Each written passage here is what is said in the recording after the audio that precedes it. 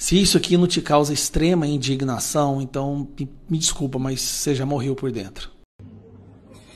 E olha só, mais uma informação importante que eu acabo de receber e eu vou compartilhar com vocês agora. E eu vou deixar para vocês um vídeo aqui agora para que você tire as suas próprias conclusões. Aqui a gente traz a informação, mas aqui embaixo tem um espaço para você deixar a sua opinião. Eu quero trazer para vocês mais uma informação importante aqui, mais um posicionamento e que você vai ficar de boca aberta, aperte os cintos, porque aqui nós trazemos a informação e eu peço para você aqui embaixo deixar a sua opinião. Esmague o dedo no like e se prepare para mais uma viagem no quesito, na história que tem realmente dado o que falar aqui no Brasil. Vamos dar uma olhada agora, rodando para vocês.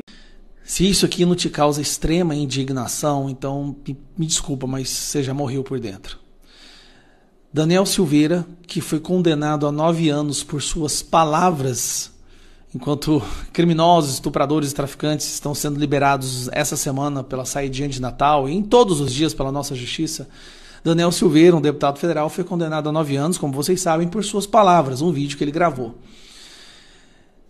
Foi concedido a graça presidencial a ele, mesmo assim Alexandre de Moraes e o STF, ignorando todas as prerrogativas do presidente da graça presidencial, prenderam e condenaram Daniel Silveira, que está preso desde fevereiro de 2023. Conseguiu liberdade condicional a duras custas. Foi muito difícil. Alexandre de Moraes não queria dar liberdade condicional de forma alguma para Daniel Silveira, mas ele conseguiu há 4 dias. Alexandre de Moraes hoje determina que o Daniel Silveira deve ser preso novamente. Cara, isso causa muita indignação. É muita perversidade, é muita crueldade, sadismo do mais puro grau. Vamos lá, vamos na matéria para vocês entenderem como que isso aqui é um absurdo que está acontecendo no Brasil. O Daniel Silveira se tornou um ícone do que é a perseguição no Brasil hoje. Daniel Silveira é preso novamente por descumprir regras. Vamos lá. O ex-deputado federal, Daniel Silveira, foi preso novamente nesta terça-feira, dia 24, no Rio de Janeiro, pela Polícia Federal por descumprimento das regras de liberdade condicional. A determinação veio do ministro Alexandre de Moraes. Segundo o magistrado, Daniel Silveira desrespeitou a condição de permanecer em casa das 10 da noite às 6 da manhã. Agora eu vou mostrar para vocês um detalhe. Vamos lá, aqui está a decisão, ó.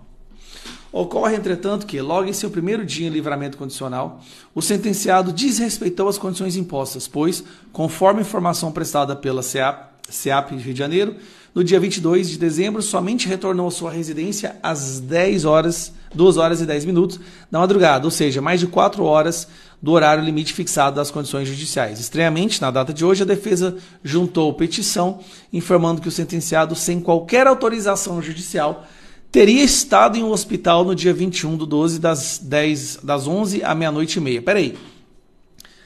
Deixa eu ver se eu entendi. Daniel Silveira, ele estava já com problema dos rins há algum tempo no presídio. Ele sai. Aí ele tem uma crise renal. Quem já teve crise renal sabe o tanto que isso é angustiante. É uma dor, assim, angustiante. Ele vai para a emergência, para a urgência de um hospital, porque ele estava com dores dessa crise renal. Aí, o que a decisão do Moraes está falando? Que ele deveria ter pedido permissão judicial, autorização judicial para ir na emergência de um hospital? Pera, deixa eu ver se eu entendi. Então, vamos supor que o Daniel Silveira está dirigindo, ele bate o carro, tem um acidente e precisa ser levado para o hospital. Ele tem que pedir autorização judicial. Olha, eu estou morrendo aqui, estou sangrando, tá? Minha fratura exposta. Eu gostaria de perguntar para o Moraes se eu posso ir para o hospital. Talvez eu chegue depois do meu horário de recolhimento. Tem cabimento uma coisa dessa?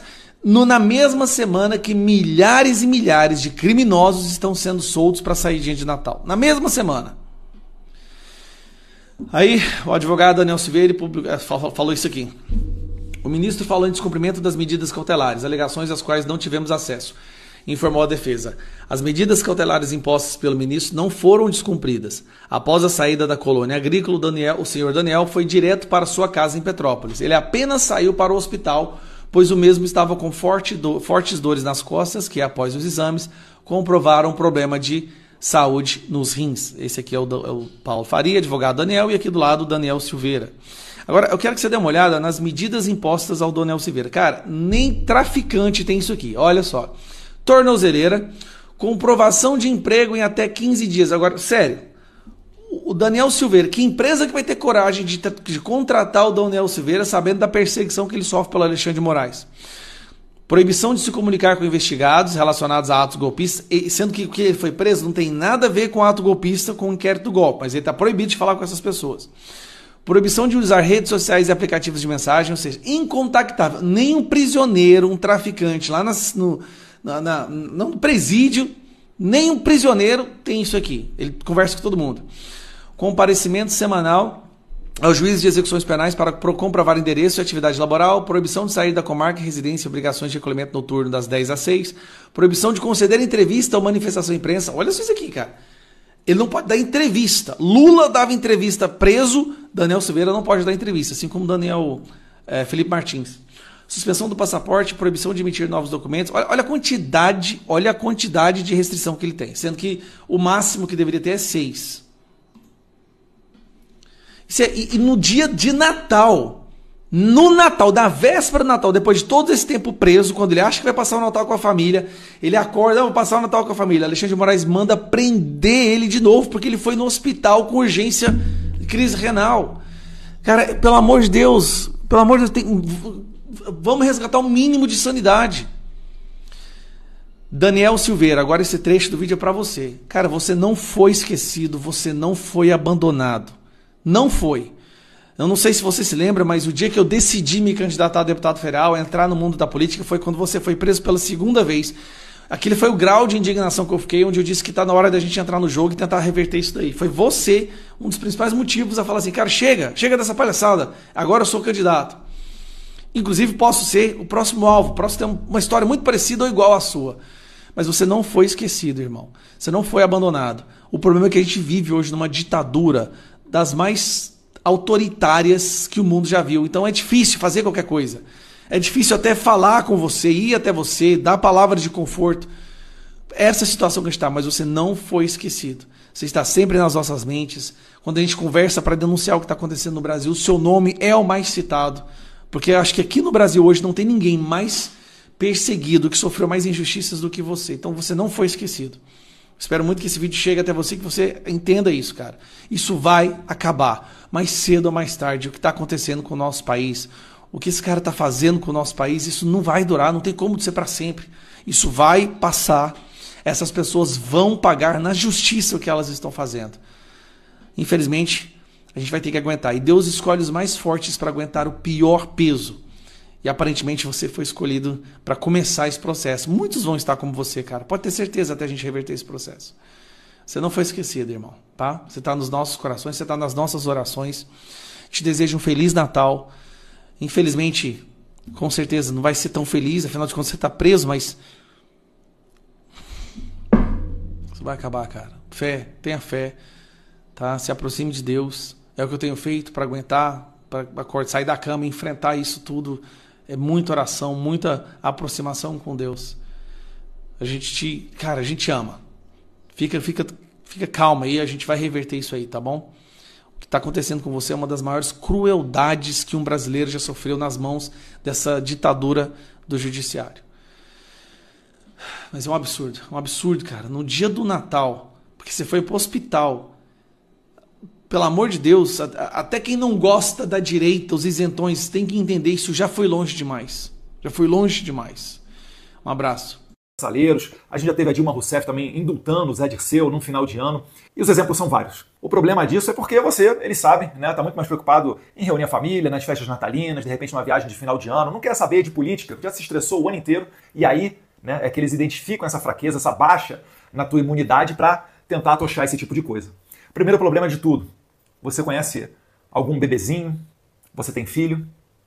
Você, imagina só, pegar esse ser tão inocente e matar ele com uma injeção com substância química no coração dele. O aborto é isso. A diferença é que o bebê está dentro da barriga da mãe. Uma sociedade que é capaz de assassinar os seus bebês é capaz de fazer qualquer coisa. A gente está falando muito além de uma questão de fé ou de uma discussão de onde se começa a vida, se é na nidação, se é na concepção, se é na confecção do sistema nervoso. A gente está falando de civilização. É claro, né? A vida do bebê, ela importa. E é muita covardia imaginar que quem já nasceu agora trabalhe para acabar com a vida daqueles que certamente irão nascer. E ele não tem culpa, né, da conduta dos pais, ou do sistema de governo, ou de quem seja o presidente. E essa covardia, ela só piora. Por quê? Porque quando um órgãozinho atropela o Congresso Nacional, pois é competência privativa dos deputados e senadores legislar e falar sobre isso, inclusive quando nós não apreciamos projetos de lei, quando a gente não coloca adiante determinados projetos de lei, isso também é legislar. É não permitir que inovações loucas e contrárias à vontade da maioria da população, que é o que se pressupõe numa democracia, né, o respeito à maioria, impedir que essas medidas não virem leis amanhã. Então o que a gente está falando é muito grave.